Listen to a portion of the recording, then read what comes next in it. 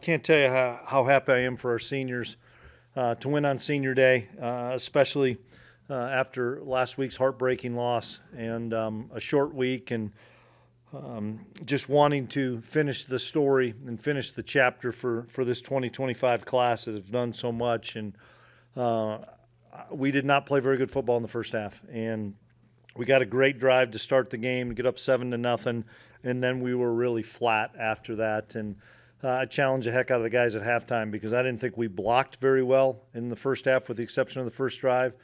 We didn't sustain blocks. We didn't finish runs. We didn't get off blocks on defense. We didn't finish tackles. It was 7-7, and we were probably fortunate it was 7-7. So I challenged them pretty good at halftime that we got 30 minutes for this story to be written. And I know you seniors want to play another football game. We've got to go out and establish ourselves in the second half, and we've got to win the line of scrimmage. And I was proud of the guys because they went out and they won the line of scrimmage, and we finished runs. Joe Jackson is becoming one of the best running backs in the conference, which is fun to watch. We're finishing runs. Avery was on point.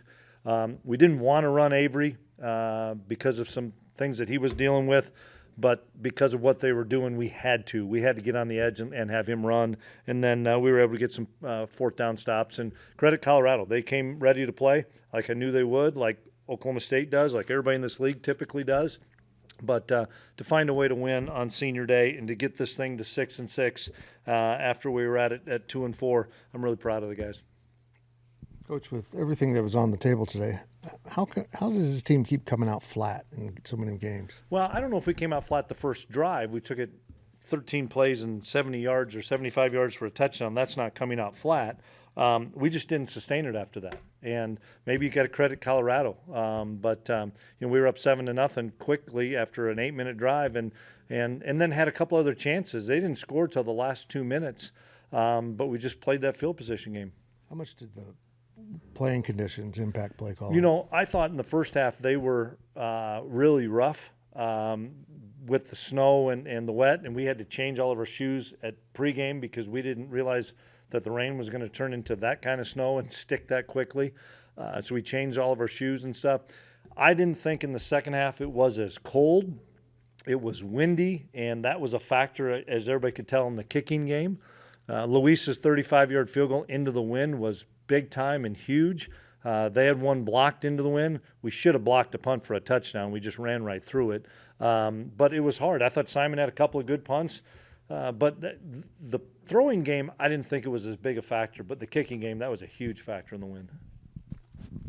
Chris, now that the regular season's over, just how would you rate 6-6 when you look back at it? Well, depends when you ask me to rate it. After what we just went through, I'm damn proud that we were able to get to 6-6. If you'd have said it before the season, been really disappointing. If you'd have said it after we were 2-4, I was hoping we weren't going to go 3-9. And there's programs in the country that did go 3-9 after starting off 2-4. And by no means are we satisfied, Kellis. By no means are we satisfied. But in this era of college football, on a off year for K-State, and we can go to, I don't know how many bowls we've been to in a row. A lot. The bowls are, I mean, seriously, we've been to a lot of bowls in a row, and I know that we have high expectations. For crying out loud, we won the Big 12 in 2022, and if you don't do that now, it's a poor season. And I get that, but I can't tell you how proud I am to be 2-4, lose a lot of our best football players, and nobody tanked it in there, and to find a way to come back to 6-6. I'll get a chance to reflect on it. We played well at times, and we didn't play well at times, but those seniors and coaching staff, and honestly myself, we weren't going to let it go down the toilet. We just weren't going to. You also walked me through the use of extra linemen today, and you had Uso in there at one point blocking too. Well, we lost Garrett Oakley, right? I mean, so we didn't have Oak, and Oak's our best blocking tight end and one of our best receiving tight ends, and we had to find another way to move the football. I mean, that's the whole story of our season, is trying to find different ways to manufacture offense when you're down as many guys as we were. So we said, let's try to play 6 old linemen. And I didn't think it was effective in the first half. And then I thought it was really effective in the second half when we were able to find some things that we were able to dent them with. But, when we lost Oak, I know Lofty had to play a lot more. Swanee plays a ton anyway. Ancio plays a lot, but we had to find a fourth guy because we've been a 12 personnel and 13 personnel team because of our wide receiver situation. Coach, how would you kind of just describe the resolve of the offensive line in the running game? Maybe wasn't as great as you'd like it to be in the first half. Second half, fourth quarter really seemed like it ticked up. Yeah, it wasn't very good, and that's the fact of we just were getting our butts whipped up front. It is what it is. But that's why you play 4 quarters, and that's why you finish the game and you don't feel sorry for yourself, and you get off the deck and you challenge guys, and they don't want to look in the eye of a senior and say, man, I'm going to let you down. And that we end up rushing for over 200 yards, which is a far cry from last week, but I don't know if you guys know this. It was going to be hard to rush for 470 after doing it last week. To get 200 was pretty dang good, and a lot of that came in the second half. So proud of the way I'm proud of the way the team responded in the second half to a really poor first half. And when you talked about Joe Jackson and his development, what did you see out of Joe today? And to put 2 back-to-back performances together like that last week and this week, what does that say about him? Like I told Wyatt on the radio, last week, Joe ran through wide open holes, made a couple guys miss, and had huge gains. This week, those holes were really, really small, and Joe was a football player this week and ran through contact and delivered punishing blows. That was fun to see because a lot of guys can run through it when it's wide open. There weren't a whole lot of holes, and they did a good job mess charging and trying to keep things inside, and Joe was a punishing runner today. It was fun to watch. Did you like what you saw from your defensive line today, putting pressure on Salter from Colorado? Yeah, I thought Salter played well too, by the way. I thought for him, credit to him, he got benched for the freshman, and they wanted to keep the freshman's red shirt for that kid to stay the course and come out here and battle his tail off. I was really impressed with him. He was hard to sack. He scrambled around and made some plays, and as typical of Colorado, they have wideouts. They have plenty of skill kids. But I thought our D-line battled their tails off and did a really good job, especially in the second half, and we were able to get a couple stops on 4th down. Third straight year before the season, you guys were picked to make it to Arlington. Don't do it again. Slide back to 6 wins. What is it that you think has held you guys back these last 3 years? One, it's why we don't have polls anymore. For starters, I know that everybody's an expert as far as knowing how everything's going to finish up and stuff, but nobody picked Arizona State last year. Everybody picked them last, and they ended up getting to it.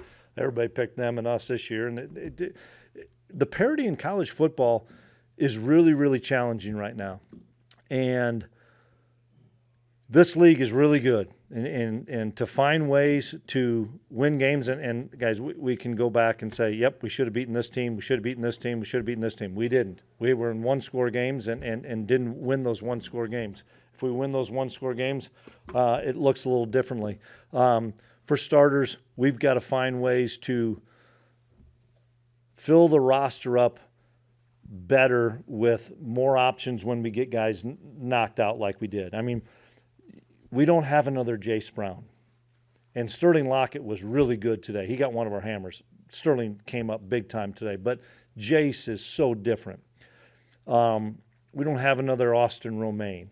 We got to move Dez inside. It's hard when you lose some of your best dudes. But lo and behold, we got to go back to work and find ways to get over that hump, and continue. But that's everybody in the league that's in a price tag like we are. There's only a couple of them that are unlimited price tags. So, for a lack of a better term, in your opinion, do you think college football is turning into more of a crapshoot than the best programs are going to win? No, it's the most money that's going to win. The team that's got the most money should win right now until we can get that thing squared away. And guys, I'm going to go have a beer here in a minute, so we ain't going to get on a soapbox right now. But you guys are smart enough to realize the ones that have the most money have the best players, and they're spending $40 and $50 million. The ones like us that don't, man, we got to scratch and fight and claw like a lot of the other ones to try to get in position to be successful. And until it changes, and I don't know if it'll ever change, the rich are going to get richer. To the effect of the stuff that is part of that problem, weird to have to ask this, but you anticipate guys like Avery, Jace, Lincoln, some of those guys being back next season? I sure as heck hope so. I don't speak for them.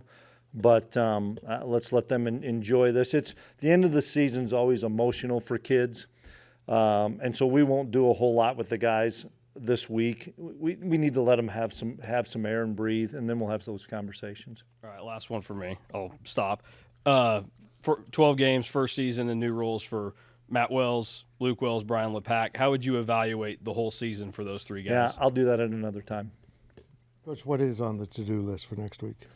Well, we got a signing day on Wednesday, and that's probably the most important thing for our coaches is that signing period of getting some of those kids signed. We got a bunch of kids here today, so I got to go back and meet with those guys and meet with those families tomorrow.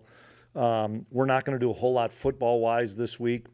We're going to do a lot of treatments and a lot of recovery and probably in the weight room a little bit because we won't find out our fate, I think, until next Sunday.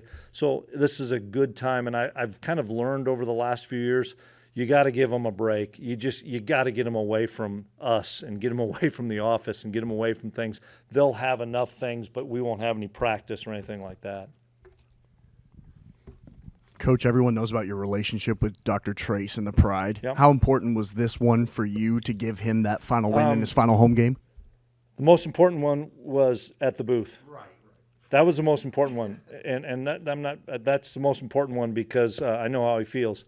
But I love Dr. Trace, and that's a guy that's had my back for 7 years, and he's been such a great friend as well as a great ambassador for Kansas State, and just to see his smile and he was in tears and when you think of K-State, there's certain guys that I know that you guys think of being as long as you've been a part of Kansas State.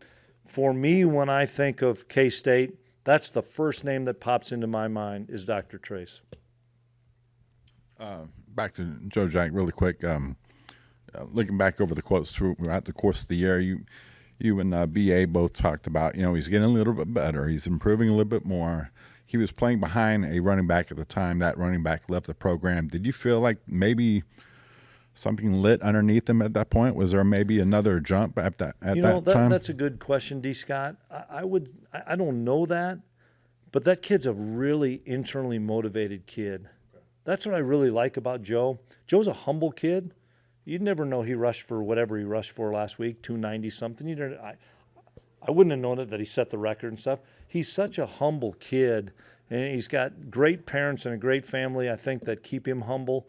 But I just see the confidence just growing so much with him. Okay, guys, thanks.